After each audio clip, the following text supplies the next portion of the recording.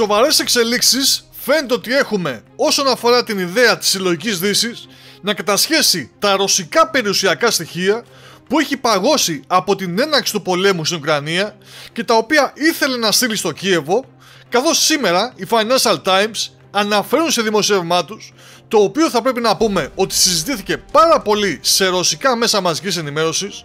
ότι οι χώρες της G7 φέρεται να εγκαταλείπουν αυτή την ιδέα της δίμευσης και προσπαθούν να βρουν τώρα εναλλακτικές λύσεις για να χρησιμοποιήσουν κάποια από τα κέρδη των ρωσικών περιουσιακών στοιχείων, δηλαδή από τους τόκους.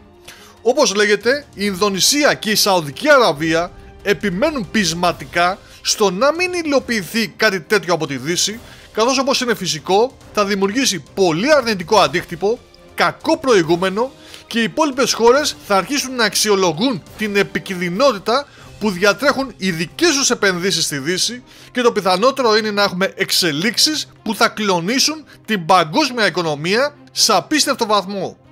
Σε αυτό συμπεριλαμβάνεται φυσικά και ότι πρόκειται για καταφανής καταπάτηση του διεθνούς δικαίου.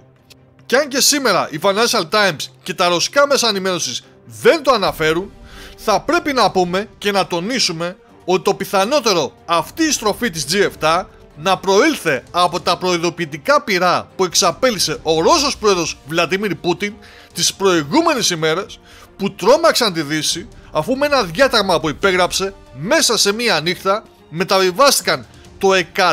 100% των μετοχών των ρωσικών θυγατρικών της Ariston και της BSH House Generate στη διαχείριση της Gazprom Household Systems. Με απλά λόγια, οι ρωσικές θυγατρικές της Ιταλικής Ariston και της Γερμανικής BSH House Generate τέθηκαν υπό την προσωρινή διαχείριση της Gazprom Household Systems GSHC. Αυτό προκάλεσε πανικό και την επόμενη ημέρα η Ιταλική κυβέρνηση κάλεσε το Ρώσο πρέσβη για εξηγήσεις. Φυσικά, όπως προείπαμε, αυτά ήταν προειδοποιητικά πυρά που όμως όπως φαίνεται τελικά πέτυχαν το στόχο τους και η Δύση μάλλον θα κάνει όπισθεν ολοταχώς.